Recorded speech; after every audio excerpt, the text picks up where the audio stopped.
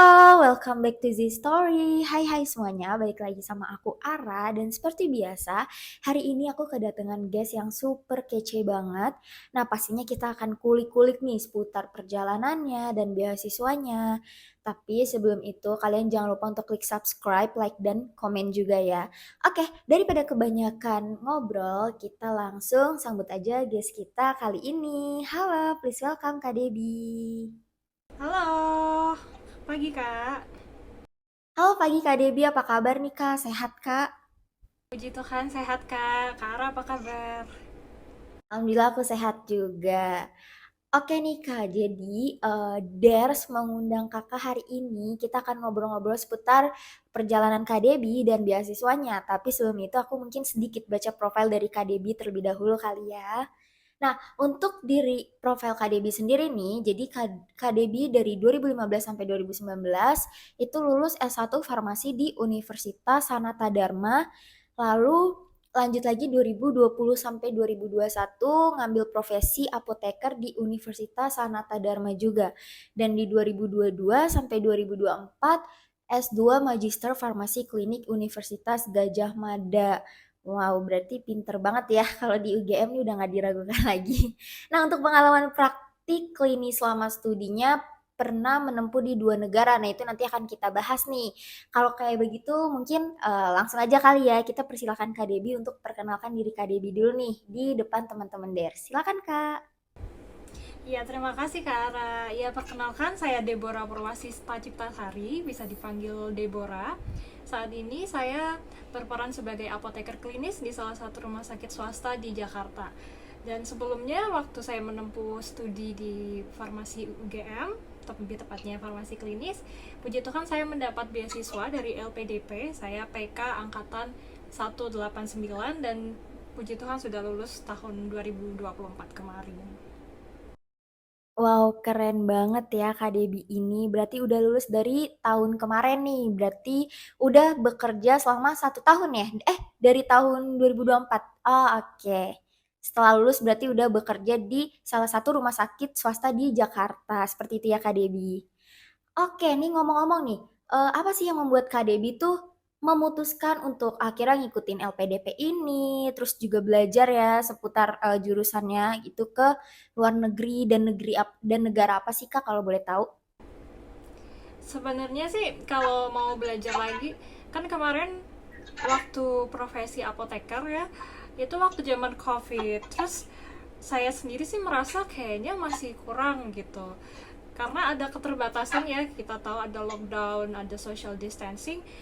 Saya merasa masih kurang, jadi saya ambil studi lagi gitu. Terus kenapa keluar negeri? Karena menurut saya itu satu hal yang tidak bisa dijalani di lain waktu gitu. Mungkin Wendy bisa keluar negeri tapi bukan sebagai mahasiswa, dan kesempatan untuk mendapat international exposure itu menurut saya sangat luar biasa ya. Jadi saya memanfaatkan itu. Saya juga melihat bagaimana apoteker atau farmasi di luar negeri itu, khususnya di negara tetangga ya. Waktu itu saya pergi ke Malaysia dan ke Thailand. Kemudian apa yang bisa saya bawa ke Indonesia gitu, di Indonesia sendiri seperti apa. Jadi saya tidak terbatas belajar di kelas dan di negara ini. Kalau bisa ekspor lebih banyak ya ekspor aja gitu. Oke, berarti Kak Debbie ini waktu itu menempuh pendidikannya tuh di negara Malaysia dan Thailand, seperti itu Kak. Itu cuma sebulan ya, masing-masing sebulan. Waktu di Malaysia Oh, itu oke. di universitas ya, University Malaya. Waktu di Thailand itu di rumah sakit swasta, Bumrungrad International Hospital. Oh, oke. Jadi menempuhnya tuh sekitar berapa lama tuh Kak untuk beasiswanya? Beasiswanya sih 2 tahun ya. Ambil studinya tetap di UGM, tapi itu kan ada praktik klinis. Jadi praktik klinis itu praktek di rumah sakit gitu. Ada beberapa tempat ya, ada 5 tempat, dan masing-masing tempat sebenarnya lebih ke semacam stase ya, atau specialty tertentu. Jadi belajar kardiologi atau geriatri atau pediatrics gitu.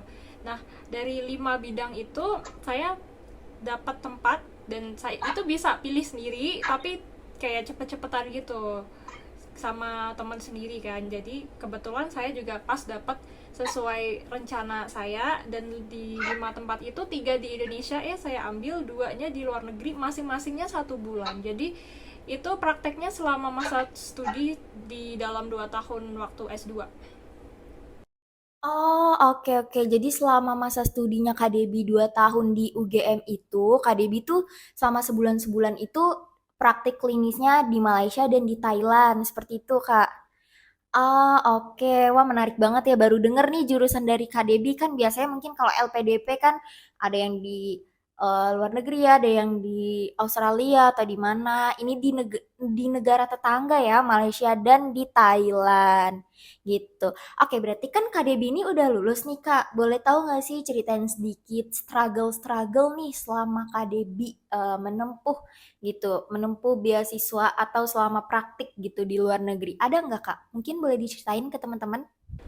Kalau strugglingnya waktu itu mungkin bahasa ya, karena kalau kita pikir kan normalnya orang ya udah bahasa Inggris bahasa internasional, kalau kita bisa bahasa Inggris oke gitu. Tapi karena perginya ya negara tujuan ini, negara tujuan kita adalah negara di Asia ya, bukan English speaking country, jadi bahasa sehari-hari atau bahasa utamanya bukan bahasa Inggris. Terutama waktu ke Thailand itu language barrier matters. Waktu di rumah sakit atau di tempat praktek sih aman ya, sama preseptor sama pasien juga masih oke. Tapi ketika di lingkungan sehari-hari ya, kayak kita kan naik public transportation terus kita beli makan, itu kadang-kadang agak bingung karena kita juga tidak bisa bahasa lokal gitu. Jadi kayak how to survive without knowing any local language, itu sih yang paling membekas. Oke, mungkin kalau di Malaysia bahasanya masih Melayu-Melayu Melayu lah ya, Ya, mirip sama ya betul. Indonesia. Mungkin Kalaupun kalau di misalnya Thailand nggak ya, pakai bahasa Inggris, Melayu kita masih mirip Indonesia, masih oke lah. iya masih oke. Nah, kalau di Thailand berarti di sana gimana tuh? Bahasanya mungkin orang sana juga bahasa Inggris kah atau malah struggle dengan bahasa dari bahasa lokal di sana? Kalau misalnya kalau misalnya kan cuma bisa speak English ya kalau saya di sana. Nah, kalau misalnya warga lokalnya itu tidak memahami atau kurang memahami yang saya ucapkan sih, langsung biasa ada yang inisiatif buka ini Google terus translate gitu. Atau ya mau nggak mau kita pakai bahasa tubuh, atau kalau pesen pesen makan kita tunjuk-tunjuk menunya atau kita foto, kita kita tunjukin yang mana gitu. Tetap bahasa tubuh sih. Wow, oke. Nah, berarti kan Kak Debi punya pengalaman praktik di klinis itu kan sebulan-sebulan nih di masing-masing di 2 negara itu.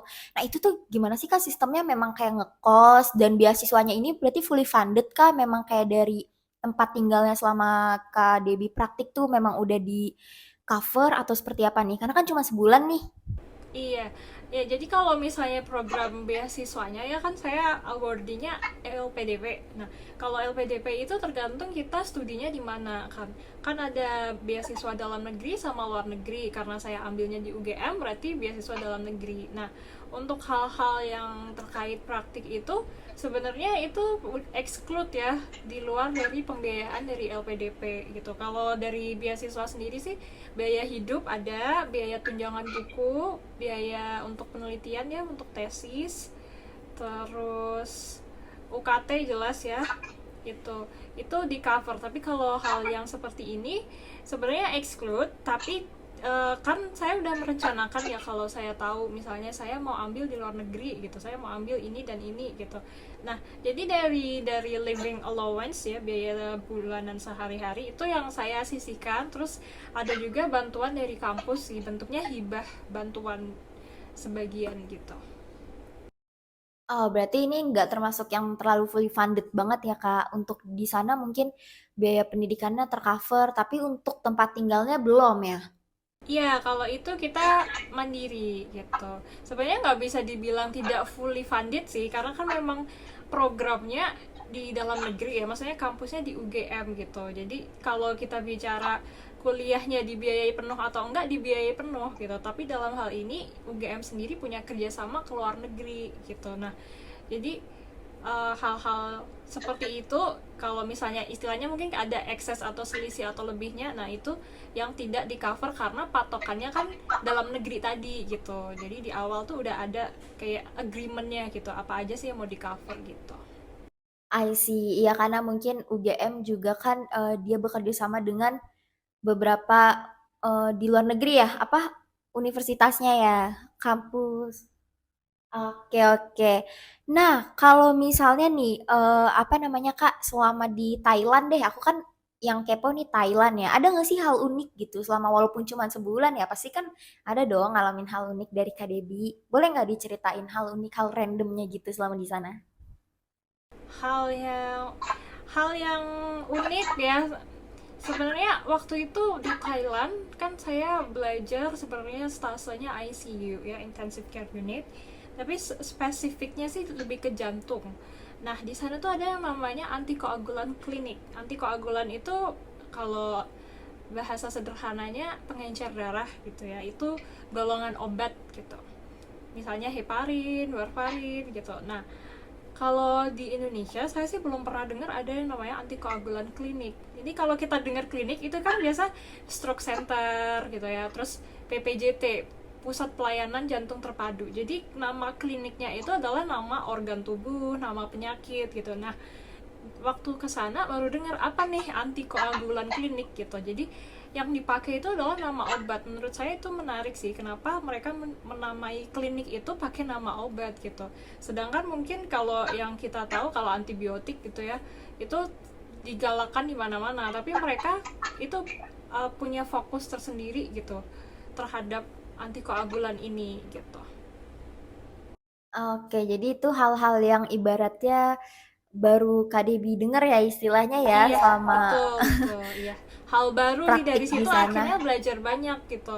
Kenapa mereka kayak pay attention ke antikoagulan itu. Nah, waktu balik ke Indonesia juga saya, oh mungkin kita nggak punya tuh yang namanya antikoagulan klinik, tapi apakah secara prosedural ya, secara praktik sehari-hari, apakah kita memang memperhatikan obat itu. Nah itu kan nanti akan kelihatan, kadang kan mungkin oh kita nggak punya bentuk fisik gedungnya gitu, tapi perannya tetap jalan. Nah kayak gitu sih, itu yang bisa kita bawa. Ya, justru karena kita menempuh, ya karena Kak Debbie memutuskan untuk ke luar negeri, jadi mendapatkan hal baru, ilmu baru yang bisa dibawa untuk kontribusi di Indonesia. Kalau ngomong-ngomongin kontribusinya nih Kak, apa nih? Kan Kak Debbie udah lulus ya. Kontribusi apa sih yang sekarang Kak Debbie bawa atau mungkin beberapa tahun ke depan atau mungkin di masa yang akan datang, apa kontribusi dari Kak Debbie nih? Gitu untuk Indonesia. Karena kan LPDP juga memang harus diharuskan balik ya ke Indonesia gitu.